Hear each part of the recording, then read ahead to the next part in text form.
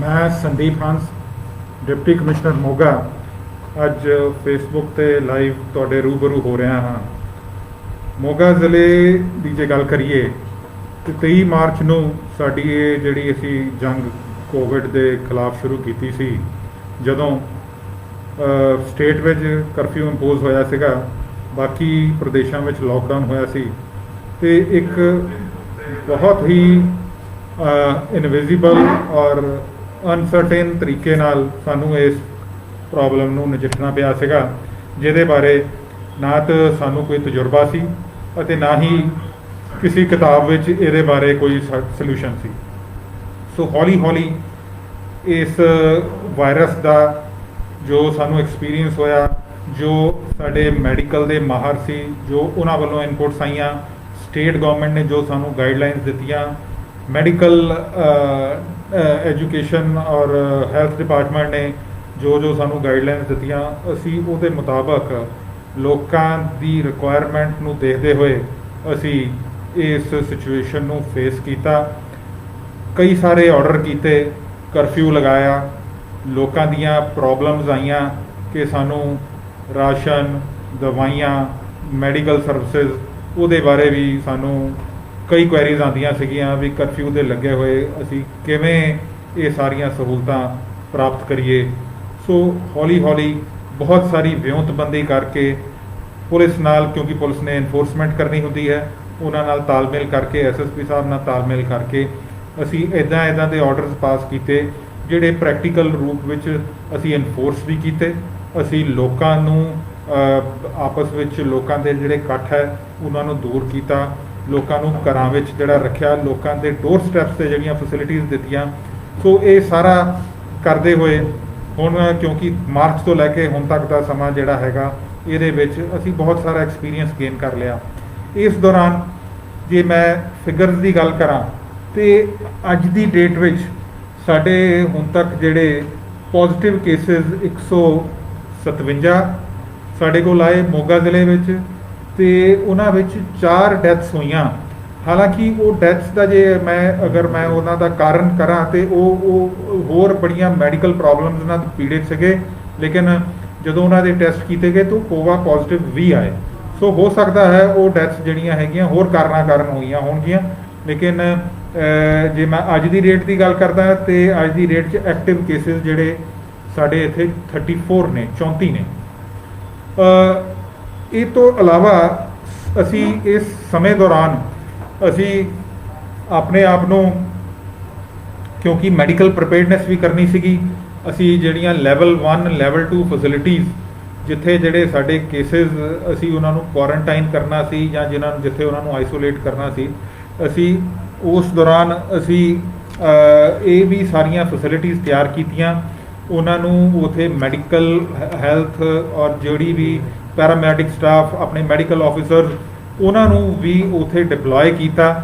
ਉੱਥੇ ਹਰ ਤਰ੍ਹਾਂ ਦੀ ਫੈਸਿਲਿਟੀਜ਼, ਖਾਣੇ ਦੀ ਫੈਸਿਲਿਟੀ ਔਰ ਉੱਥੇ ਤੁਹਾਡੀ ਜਿਹੜੀ ਲਾਂਡਰੀ ਦੀ ਫੈਸਿਲਿਟੀ ਤੇ ਦਵਾਈਆਂ ਦੀ ਔਰ ਹਰ ਤਰ੍ਹਾਂ ਦੀ ਜਿਹੜੀ ਹੈ ਉੱਥੇ ਐਂਬੂਲੈਂਸ ਦੀ ਫੈਸਿਲਿਟੀ ਅਸੀਂ ਪ੍ਰੋਵਾਈਡ ਕੀਤੀ, ਤਾਂ ਕਿ ਇਹ ਸਾਡੀਆਂ ਫੈਸਿਲਿਟੀਜ਼ ਜਿਹੜੀਆਂ ਹੈ ਹਰ ਤਰ੍ਹਾਂ ਮੁਕੰਮਲ ਹੋ ਜਾਣ।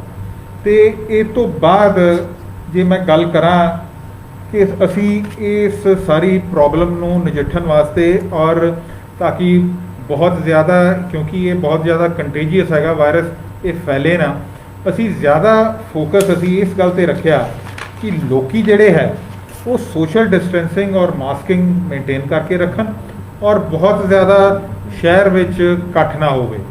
ਸੋ ਸ਼ੁਰੂਆਤ ਵਿੱਚ ਅਸੀਂ ਆਪਣੇ ਜਿਹੜੇ ਬਾਜ਼ਾਰ ਸੀਗੀਆਂ, ਮਾਰਕੀਟ ਪਲੇਸਿਸ ਸੀਗੀਆਂ, ਇਹਨਾਂ ਨੂੰ ਬਿਲਕੁਲ ਅਸੀਂ ਮੁਕੰਮਲ ਰੂਪ ਨਾਲ ਉਹਨਾਂ ਨੂੰ ਬੰਦ ਕਰਕੇ ਰੱਖਿਆ।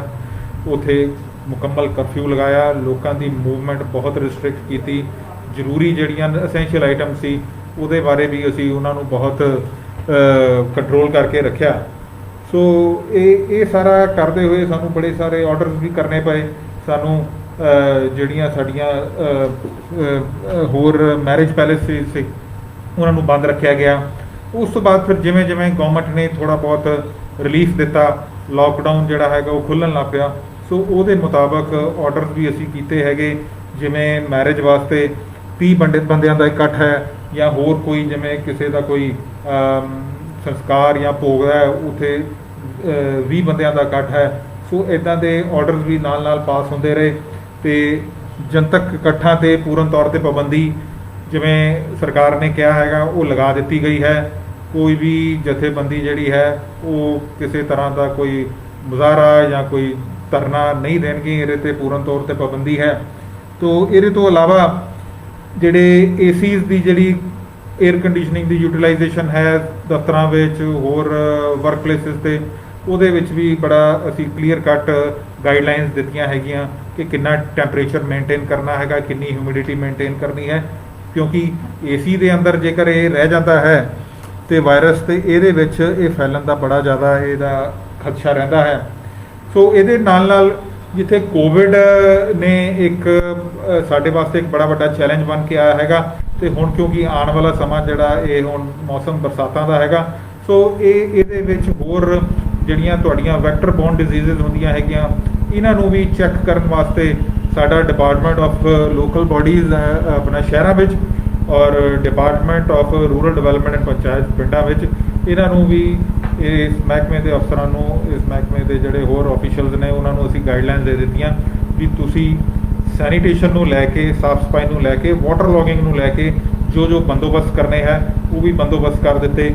ਪਿੰਡਾਂ ਵਿੱਚ ਜਿੱਥੇ ਵਿਲੇਜ ਪੌਂਡਸ ਹੈਗੇ, ਛੱਪੜ ਨੇ ਸਾਡੇ, ਉਹਨਾਂ ਦੀ ਡੀ ਵਾਟਰਿੰਗ, ਡੀ ਸਿਲਟਿੰਗ, ਉਹਦੇ 'ਤੇ ਵੀ ਅਸੀਂ ਕੰਮ ਕਰ ਰਹੇ ਹਾਂ। ਤੇ ਇਹ ਸਾਰੀਆਂ ਚੀਜ਼ਾਂ ਕਿਉਂਕਿ ਹੁਣ ਸਭ ਕੁਝ ਇੱਕ ਦੂਸਰੇ ਨਾਲ ਇੰਟਰਲੇਟ ਹੋ ਗਈਆਂ।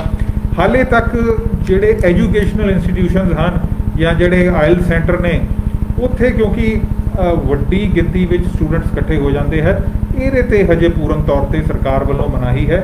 ਇਹਦਾ ਹਜੇ ਇਹਦੇ ਬਾਰੇ ਜੋ ਮੌਜੂਦਾ ਹਾਲਾਤ ਨੇ ਇਹ ਐਡਵਾਈਜ਼ੇਬਲ ਵੀ ਨਹੀਂ ਹੈ ਕਿ ਇਹਨਾਂ ਸਕੂਲਾਂ ਨੂੰ ਔਰ ਐਜੂਕੇਸ਼ਨਲ ਇੰਸਟੀਟਿਊਸ਼ਨਸ ਨੂੰ ਖੋਲ੍ਹਿਆ ਜਾਵੇ।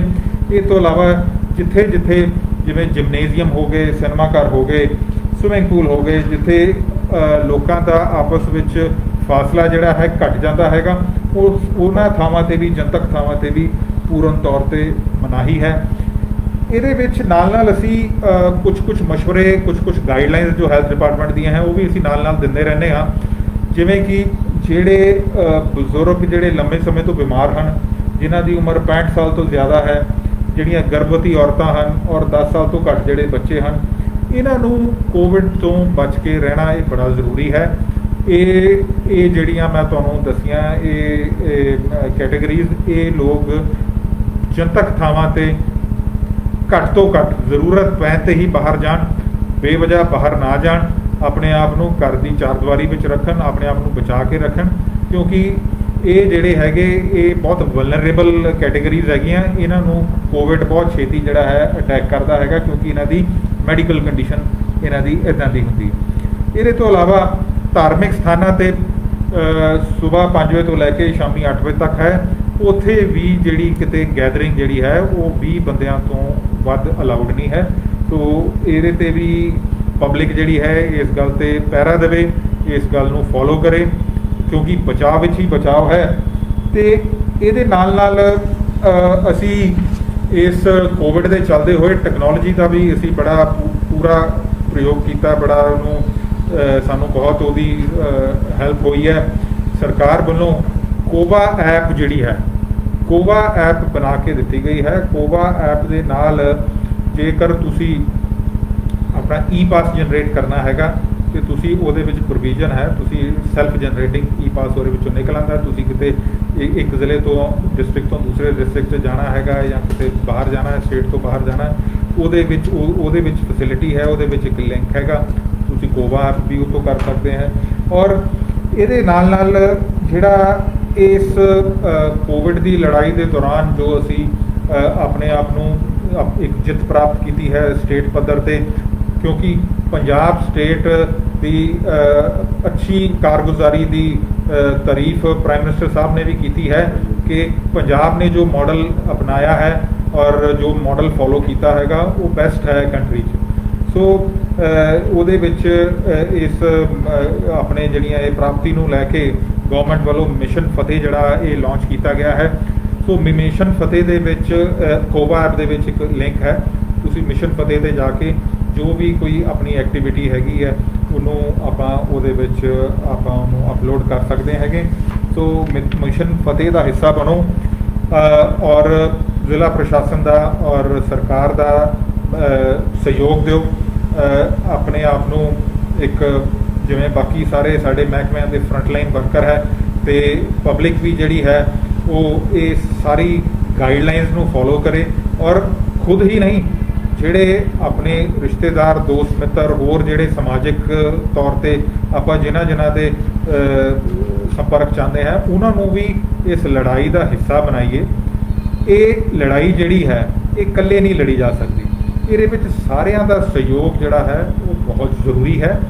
ਇਹਦੇ ਵਿੱਚ ਮਾਹਰਾਂ ਦਾ ਇਹ ਕਹਿਣਾ ਹੈ ਕਿ ਵੈਕਸੀਨ ਔਰ ਦਵਾਈ ਦਾ ਜਦ ਤੱਕ ਨਹੀਂ ਆ ਜਾਂਦੀ ਮਾਸਕ ਔਰ ਸੋਸ਼ਲ डिस्टेंसिंग ये दो ਇਹੋ ਜਿਹੀਆਂ ਚੀਜ਼ਾਂ ਹਨ ਜੇ ਆਪਾਂ ਇਹਨੂੰ ਬਹੁਤ ਸਿੰਸੀਅਰਲੀ ਜੇ ਫੋਲੋ ਕਰਦੇ ਹੈਗੇ ਇਸ ਗੱਲ ਨੂੰ ਇਨਸ਼ੋਰ ਕਰਦੇ ਹਾਂ ਕਿ ਆਪਾਂ ਮਾਸਕ ਤੋਂ ਬਗੈਰ ਕਿਸੇ ਜਨਤਕ ਥਾਂ ਤੇ ਨਹੀਂ ਜਾਂਦੇ ਔਰ ਜੇ ਜਨਤਕ ਥਾਂ ਤੇ ਜਾਂਦੇ ਹੈ ਤਾਂ ਉੱਥੇ ਸੋਸ਼ਲ ਡਿਸਟੈਂਸਿੰਗ ਘੱਟੋ ਘੱਟ 6 ਫੁੱਟ ਦਾ ਜਿਹੜਾ ਫਾਸਲਾ ਇੱਕ ਦੂਸਰੇ ਤੋਂ ਬਣਾ ਕੇ ਰੱਖੀਏ ਤੇ ਉਹਦੇ ਨਾਲ ਆਪਾਂ ਇਸ ਵਾਇਰਸ ਤੋਂ ਬਚ ਸਕਦੇ ਹਾਂ, ਇਸ ਵਾਇਰਸ ਤੋਂ ਆਪਾਂ ਉਹਦੀ ਇਨਫੈਕਸ਼ਨ ਤੋਂ ਬਚ ਸਕਦੇ ਹਾਂ। तो ये तो अलावा जे मैं क्योंकि मैं रूबरू हो गया है मोगा ज़िले के निवासियों ना तो एक चीज़ मैं होर तुहाडे नोटिस लियाना चाहांगा कि 21 मई तो बाद हुण तक 15 जुलाई तक पंजाब पुलिस ने इस मास्किंग नूं जनतक थावां ते थुक्कण तो स्पिटिंग ते और सोशल डिस्टेंसिंग नूं लैके और जिहड़े होम क्वारंटाइन की वायलेशन नूं लैके बहुत अच्छी कारगुजारी दिखाते हुए चलान किए हैं लोगों ने जिन्हों ने इस दी वायलेशन की है। असी मोगा जिले में हुण ताईं 68 लाख रुपए के चलान जिहड़े है पंजाब पुलिस वालों किए गए हैं। मैं इसका धन्यवाद मैं करना चाहांगा SSP साहब का कि उन्होंने ਇਹਦੀ ਇਨਫੋਰਸਮੈਂਟ ਗਾਈਡਲਾਈਨਸ ਦੀ ਕਰਫਿਊ ਦੇ ਦੌਰਾਨ ਵੀ ਕੀਤੀ ਹੈਗੀ ਤੇ ਜਿਹੜੇ ਲੋਕ ਇਹਨਾਂ ਦੀ ਵਾਇਲੇਸ਼ਨ ਕਰਦੇ ਹੈ ਮਾਸਕ ਨਹੀਂ ਪਾਉਂਦੇ ਹੈ ਜਨਤਕ ਥਾਵਾਂ ਤੇ ਥੁੱਕਦੇ ਹਨ ਜਾਂ ਸੋਸ਼ਲ ਡਿਸਟੈਂਸਿੰਗ ਨਹੀਂ ਮੇਨਟੇਨ ਕਰਦੇ ਉਹਨਾਂ ਦੇ ਜਿਹੜੇ ਚਲਾਨ ਜਿਹੜੇ ਹੈਗੇ ਉਹ ਕੀਤੇ ਹਨ ਜਿਹਦੇ ਨਾਲ ਇੱਕ ਡੈਟਰੈਂਟ ਬਣ ਕੇ ਸਾਹਮਣੇ ਆਇਆ ਹੈਗਾ। ਸੋ ਲੋਕਾਂ ਨੂੰ ਇਸ ਗੱਲ ਨੂੰ ਰਿਅਲਾਈਜ਼ ਕਰਨਾ ਚਾਹੀਦਾ ਹੈਗਾ ਕਿ ਇਹ जेकर आप मास्क पा रहे हैं या सोशल डिस्टेंसिंग रख रहे हैं ये आप चलान तो बचन वास्ते नहीं कर रहे, ये आप अपनी सेफ्टी वास्ते कर रहे हैं, अपने परिवार की सेफ्टी वास्ते कर रहे हैं, अपनी होर जिहड़े कोलीग्स हैं अपने दोस्त मित्र हैं उन्होंने सेफ्टी वास्ते कर रहे हैं। ये इदां की गल नहीं है कि चलान ना हो जाए तो इस करके मास्क पा लो, ये तुहाडी सेफ्टी लिए है। तो ये तो अलावा इस सारे कोविड की प्रक्रिया के दौरान सरकारी दफ्तर भी बंद रहे हैं और प्राइवेट दफ्तर भी बंद रहे हैं, मार्केट प्लेसिस भी बंद रही हैं तो क्योंकि हुण आपां इस सारे कोविड की जिहड़ी सीरीयसनैस नूं समझ लिया है, आपां अपने बचाव के जिहड़े तरीके है उन्होंने समझ लिया है तो हुण दुबारा तो दफ्तर जिहड़े हैगे है वो फिर उस ही रूटीन में आ गए हैं, दफ्तरां में कामकाज शुरू हो गए हैं। लेकिन ये नाल ही ये महसूस किया गया है कि केसिस जिहड़े एक्टिव केसिस भी वध गए। सो एक्टिव केसिस जिहड़े वध गए हैं उन्होंने कंट्रोल करने वास्ते हैल्थ डिपार्टमेंट अपने पुरजोर अपनी पूरी कोशिश कर रहा है, पूरी अच्छी सेवावां दे रहा है। उहदे नाल नाल कई दफ्तरां विच सरकारी दफ्तरां विच लोकां दे कई इंपॉर्टेंट काम जिहड़े है फसे हुंदे है, लोकी उन्हां दे फॉलो अप वास्ते दफ्तरां विच आंदे हन। सो असी ये महसूस किया है कि लोगों की मूवमेंट को रोकने वास्ते उन्होंने एक विंडो दी जानी चाहिए है, एक हैल्पलाइन दी जानी चाहिए है जिथे वो फोन करके वर्चुअल तरीके नाल वो अपने केस की की स्थिति है, क्या स्टेटस है वो पता कर सकन ते वो दूर बैठे ही अपने घरे बड़े सेफ तरीके नाल दफ्तर नाल संपर्क रख सकन। सो वो वास्ते असी हैल्पलाइन जिहड़ियां हैगियां वो असी अपनी जिहड़ी डिस्ट्रिक्ट एडमिनिस्ट्रेशन की उत्ते भी पावांगे, वैबसाइट ते भी पावांगे तो ये बारे तुहानूं जेकर तुसीं नोट करना चाहो तो असी 4 हैल्पलाइन दित्तियां हैगियां 83606 30465 83607 22884 77430 87321 62807 83422। इस तो इलावा ਜਿਹੜੀ ਸਾਡੀ ਐਡਮਿਨਿਸਟ੍ਰੇਸ਼ਨ ਡਿਸਟ੍ਰਿਕਟ ਐਡਮਿਨਿਸਟ੍ਰੇਸ਼ਨ ਮੋਗਾ ਦੀ ਜਿਹੜੀ ਈਮੇਲ ਆਈਡੀ ਹੈ ਆਫੀਸ਼ੀਅਲ, ਉੱਥੇ ਮੇਲ ਕਰਕੇ ਵੀ ਜੇ ਕਿਸੇ ਨੇ ਕੋਈ ਕਿਸੇ ਦੀ ਕੋਈ ਕੁਐਰੀ ਹੈ, ਕਿਸੇ ਦੀ ਕੋਈ ਸਵਾਲ ਹੈ, ਕਿਸੇ ਦਾ ਕੋਈ ਕੇਸ ਪੈਂਡਿੰਗ ਹੈ, ਉਹ ਪੁੱਛ ਸਕਦੇ ਹੈ। ਸਾਡਾ ਈਮੇਲ ਆਈਡੀ ਹੈ dc.mog@punjabmail.gov.in। मैं एक बार रिपीट कर देना, dc.mog@punjabmail.gov.in। सो मैं जिन्नी देर तक लोगों के रूबरू है उन्नी देर तक कुछ सवाल भी कुछ लोगों के आ गए ने, सो वो मैं नाल दे नाल गौरव कई इन्होंने पूछा है सवाल कि लॉकडाउन लगेगा। गौरव जी, हजे तक सरकार का कोई ऐसा हजे मंशा नहीं है, लॉकडाउन हजे नहीं लगेगा। हाँ ये है कि मैं जिवें पहला कहा हैगा कि आपां नूं सरकार ने जिन्ना आपां नूं एजुकेट करना सी, जिन्ना अवेयर करना सी, वो अवेयर आपां कर दिता हैगा। हुण तकरीबन मैनूं नहीं लगता कि किसी व्यक्ति नूं कोविड तो बचन वास्ते आपां की कदम चुकने हैं, आपां अपने आप से की चैक्स रखने हैगे। तकरीबन सारिਆਂ ਨੂੰ पता है। आपां लॉकडाउन होने लगन की कोई हजे इदां दा कोई सरकार की मंशा नहीं है, सानू इदां दी कोई गाइडलाइनस नहीं हैगियां। आपां सिर्फ जिवें कहते हैं ना, बचाव विच ही बचाव है। So prevention is better than cure. आपां अपने आप नूं प्रिवेंट करिए कि आपां अपनी मूवमेंट नूं किवें रिस्ट्रिक्ट करना। एक होर सवाल इन्हां दा गौरव कई उन्हां दा, शहर विच अते खेड मैदानां विच कोई मास्क आदि नहीं लगाते, सोशल डिस्टेंसिंग की पालना नहीं हो रही। सो ये असी जिन्ने भी पब्लिक प्लेसिस ने जिथे खुलियां ग्राउंडां हैं जिथे बच्चे खेडते हैं, सो इन्हों असी आइडेंटिफाई करके अगले आंदे 1-2 दिनों के उत्थे असी एक अवेयरनेस कैंपेन चलावांगे और बच्चों को जिहड़ा हैगा मास्क डिस्ट्रीब्यूट करांगे। उत्थे उन्होंने फ्री ऑफ कॉस्ट और मास्क पाने की जिहड़ी आवश्यकता है, लोड़ है, वो भी उहदे बारे भी उन्होंने दसांगे। इहदे विच प्रशासन के नाल जिहड़ियां होर साड़ियाँ गैर सरकारी संस्थावां ने, NGOs ने, मैं उन्होंने भी अपील करांगा कि वो भी ये बारे जिन्ना प्रचार हो सकता है वो प्रचार करन। पर प्रशासन की ये जिम्मेवारी है, असी इनू बखूबी निभावांगे। ये भी असी आंदे दिनां च ये काम भी असी सिरे चाड़ देंगे। श्री अवनीत सिंह सोढी, लोग गलियां विच घुमदे मौके मास्क आदि की वरतों नहीं करते, सख्ती की जाए। सोढी साहब, असी सख्ती अगे भी असी काफ़ी की है, सख्ती असी महसूस करते हैं। सानू होर पासों भी कई फीडबैक आती रही है कि लोग हुण थोड़े जे लैक्स हो गए, लोग थोड़े जे बेफिक्रे हो गए हैं। मैं लोगों को ये दसना चाहांगा कि करोना का जिहड़ा है हुण इहदी सीरीयसनैस हुण वध गई है, केसिस वधन लग पे हैं। सो ये हुण मास्क लाउण दा टाइम नहीं हैगा, मास्क पाउण दा टाइम हैगा।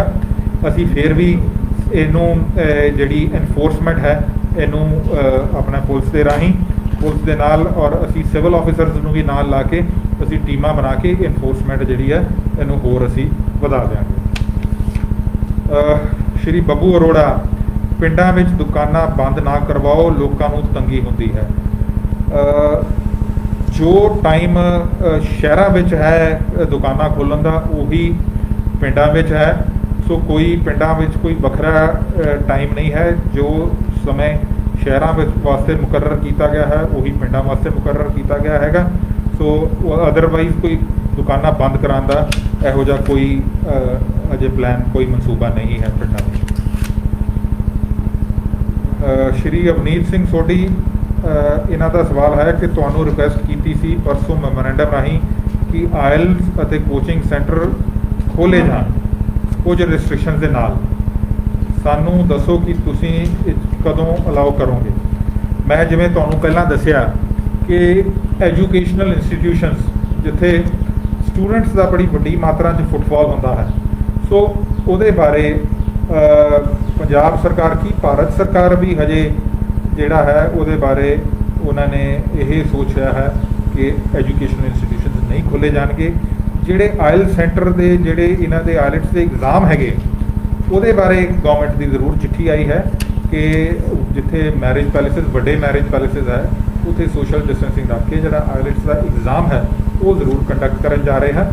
ਲੇਕਿਨ ਕਿਉਂਕਿ ਸਕੂਲ ਵੀ ਬੰਦ ਨੇ, ਕਾਲਜਸ ਵੀ ਬੰਦ ਨੇ, ਸੋ ਆਇਲਟ ਸੈਂਟਰ ਵੀ ਬੰਦ ਰਹਿਣਗੇ ਜਿੰਨੀ ਦੇਰ ਤੱਕ ਸਰਕਾਰ ਇਹਦੇ ਬਾਰੇ ਕੋਈ ਠੋਸ ਫੈਸਲਾ ਨਹੀਂ ਲੈਂਦੀ। ਸ਼੍ਰੀ ਰਮਨ ਗਾਂਧੀ, ਇਹਨਾਂ ਦਾ ਸਵਾਲ ਹੈ ਕਿ wine shops are open, what about beer bars? Wine shops ਉਹ ਸ਼ਾਪਸ ਹੈ ਜਿੱਥੇ ਅਗਲਾ ਇਨਸਾਨ ਆ ਕੇ ਜਿਹੜਾ ਵੀ ਆਪਣਾ ਉੱਥੋਂ ਖਰੀਦ ਕਰਨਾ ਚਾਹੁੰਦਾ ਉਹ ਖਰੀਦ ਕਰਕੇ ਲੈ ਜਾਂਦਾ ਹੈ। ਲੇਕਿਨ ਬੀਅਰ ਬਾਰ ਇਹ ਹੈ ਕਿ ਬੀਅਰ ਬਾਰ ਵਿੱਚ ਅਮੂਮਨ ਤੌਰ 'ਤੇ ਉੱਥੇ ਲੋਕਾਂ ਦਾ ਇਕੱਠ ਹੋ ਜਾਂਦਾ ਹੈ ਅਤੇ ਲੋਕੀ ਜਦੋਂ ਇਕੱਠੇ ਹੋ ਜਾਂਦੇ ਹਨ ਔਰ ਉਹ ਇਹੋ ਜਿਹੀ ਉਹ ਨਸ਼ੇ ਦੀ ਹਾਲਤ ਵਿੱਚ ਹੋ ਜਾਂਦੇ ਹਨ, ਫਿਰ ਉਹ ਸੋਸ਼ਲ ਡਿਸਟੈਂਸਿੰਗ ਜਾਂ ਮਾਸਕ ਜਿਹੜਾ ਹੈ ਪਾਉਣਾ ਉਹਦੇ 'ਤੇ ਉਹ ਆਪਣੇ ਆਪ ਨੂੰ ਪਾਬੰਦ ਨਹੀਂ ਕਰਦੇ। ਸੋ ਇਸ ਕਰਕੇ ਇਹ ਸੋਚ ਕੇ ਸਰਕਾਰ ਨੇ ਬੀਅਰ ਬਾਰ ਜਾਂ ਜਿਹੜੀਆਂ ਹੋਟਲ ਵਿੱਚ ਜਿਹੜੀਆਂ ਰੈਸਟੋਰੈਂਟ 'ਚ ਬਾਰ ਹੈਗੀਆਂ ਉਹਨਾਂ ਨੂੰ ਖੋਲ੍ਹਣ ਬਾਰੇ ਸਰਕਾਰ ਦਾ ਹਜੇ ਕੋਈ ਮਨਸ਼ਾ ਨਹੀਂ ਹੈਗੀ। ਠੀਕ ਹੈ, ਜੇਕਰ ਕੋਈ ਪੀਣਾ ਚਾਹੁੰਦਾ ਹੈਗਾ ਉਹ ਖਰੀਦ ਕੇ ਉਹ ਆਪਣੀ ਥਾਂ 'ਤੇ ਆਪਣੇ ਘਰੇ ਜਾ ਕੇ ਉਹ ਡਰਿੰਕ ਕਰ ਲੈਂਦਾ ਹੈਗਾ। ਇਹਦੇ ਪਿੱਛੇ ਸਰਕਾਰ ਦਾ ਇਹ ਲੌਜਿਕ ਹੈ। Shri Baljinder Singh, to avoid rush in government offices should government start the online service for public? ਇਹ ਤੁਹਾਡਾ ਸਵਾਲ ਤੁਹਾਡਾ ਬਹੁਤ ਰੈਲੇਵੈਂਟ ਸਵਾਲ ਹੈ ਅੱਜ ਦੇ ਦੌਰ ਵਿੱਚ। ਅਸੀਂ ਇਸ 'ਤੇ ਆਲਰੇਡੀ ਜਿਹੜਾ ਹੈ ਅਸੀਂ ਪਲੈਨਿੰਗ ਕਰ ਰਹੇ ਹਾਂ। ਸਾਡਾ 1-2 ਦਿਨਾਂ ਦੇ ਵਿੱਚ ਇਹ ਫੰਕਸ਼ਨਲ ਹੋ ਜਾਏਗਾ, ਜਿਹਦੇ ਵਿੱਚ ਅਸੀਂ ਕੋਸ਼ਿਸ਼ ਕਰਾਂਗੇ ਕਿ ਜਿਹੜੀ ਪਬਲਿਕ ਆਉਂਦੀ ਹੈ ਦਫ਼ਤਰਾਂ ਵਿੱਚ ਉਹ ਬ੍ਰਾਂਚਾਂ ਵਿੱਚ ਜਾਂ ਆਫਿਸਰਸ ਜਾਂ ਆਫੀਸ਼ੀਅਲਸ ਦੇ ਕਮਰਿਆਂ ਵਿੱਚ ਨਾ ਜਾਵੇ। ਉਹਨਾਂ ਨੂੰ ਅਸੀਂ ਇੱਕ ਪਲੇਟਫਾਰਮ ਦੇ ਦਈਏ ਜਿੱਥੇ ਉਹ ਸਾਡੇ ਨਾਲ ਉਹਨਾਂ ਦਾ ਵਰਚੁਅਲ ਕੰਟੈਕਟ ਹੋ ਜਾਵੇ ਅਤੇ ਉਹਨਾਂ ਦਾ ਸਵਾਲ ਉਹ ਦੂਰ ਬੈਠੇ ਸਵਾਲ ਪੁੱਛ ਲੈਣ। ਅਸੀਂ ਉਹਨਾਂ ਦੇ ਕੇਸ ਬਾਰੇ ਉਹਨਾਂ ਨੂੰ ਸਟੇਟਸ ਜਿਹੜਾ ਅਪਡੇਟ ਕਰ ਦਈਏ ਜਾਂ ਜਿਹੜੀ ਉਹਨਾਂ ਦੀ ਇਮੀਡੀਏਟ ਪ੍ਰੋਬਲਮ ਹੈਗੀ ਉਹਨੂੰ ਮੌਕੇ 'ਤੇ ਸੋਲਵ ਕਰ ਲਈਏ।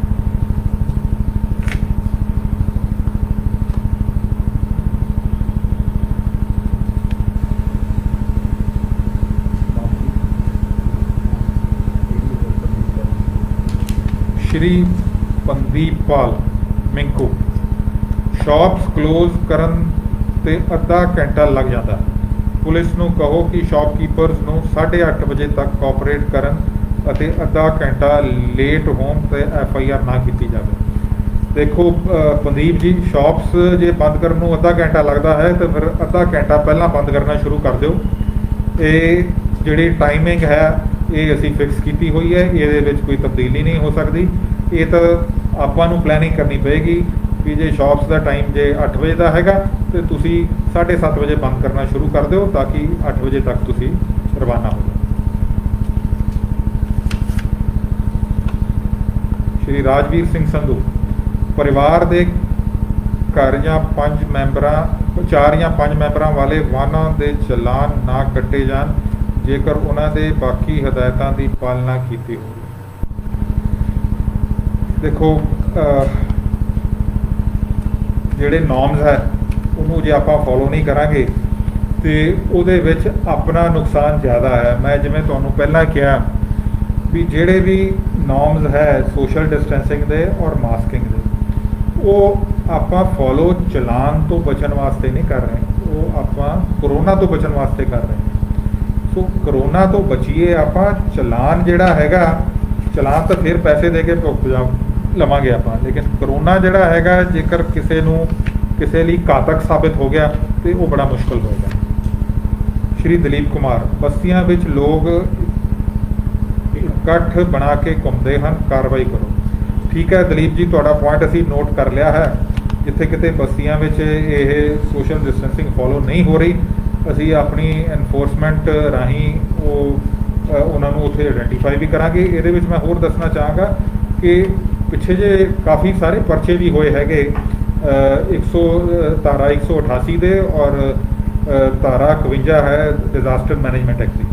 ਸੋ ਉਹ ਜਿਨ੍ਹਾਂ 'ਤੇ ਪਰਚੇ ਹੋਏ ਹੈਗੇ ਉਹਨਾਂ ਦੇ ਚਲਾਨ ਵੀ ਜਿਹੜੇ ਹੈ ਕੋਰਟ ਵਿੱਚ ਪੇਸ਼ ਹੋ ਗਏ ਹੈਗੇ। ਉਹਦੇ ਵਿੱਚ ਜਿਹੜੀ ਹੈ ਪ੍ਰੋਸੀਕਿਊਸ਼ਨ ਸੈਂਕਸ਼ਨ ਵੀ ਅਸੀਂ ਐਜ਼ ਡਿਪਟੀ ਕਮਿਸ਼ਨਰ ਦਿੱਤੀ ਗਈ ਹੈ। ਸੋ ਇਹਨੂੰ ਐਨਫੋਰਸਮੈਂਟ ਨੂੰ ਹੋਰ ਸਖਤੀ ਨਾਲ ਅਸੀਂ ਇਹਨੂੰ ਆਉਣ ਵਾਲੇ ਸਮੇਂ ਵਿੱਚ ਲਾਗੂ ਕਰਾਂਗੇ। Shri Lobo Sra, what is the status of tuition centers as some are operational? Sra Sahab, tuition center, school college IELTS centre ਜਿਹੜੇ ਹੈਗੇ ਉਹਨਾਂ ਦਾ ਸਟੇਟਸ ਸਾਰਿਆਂ ਦਾ ਇੱਕੋ ਹੀ ਹੈ। ਜੇਕਰ ਤੁਹਾਡੇ ਧਿਆਨ ਵਿੱਚ ਕੋਈ ਇਹੋ ਜਿਹਾ ਟਿਊਸ਼ਨ ਸੈਂਟਰ ਹੈ ਜਿੱਥੇ ਕਲਾਸਾਂ ਲੱਗ ਰਹੀਆਂ ਹਨ ਤੇ ਬਰਾਏ ਮਿਹਰਬਾਨੀ ਸਾਨੂੰ ਉਹਦੇ ਬਾਰੇ ਇਤਲਾਹ ਕਰੋ ਤਾਂ ਕਿ ਅਸੀਂ ਉਹਨਾਂ ਦੇ ਖਿਲਾਫ ਸਖਤ ਤੋਂ ਸਖਤ ਕਾਰਵਾਈ ਕਰੀਏ। ਟਿਊਸ਼ਨ ਸੈਂਟਰ ਵੀ ਉਸੇ ਕੈਟਾਗਰੀ ਵਿੱਚ ਆਉਂਦੇ ਹੈ, ਟਿਊਸ਼ਨ ਸੈਂਟਰ ਨਹੀਂ ਚੱਲ ਸਕਦੇ। Shri Tinku Gupta, sir doing great work in this difficult situation. Tinku ji thank you so much.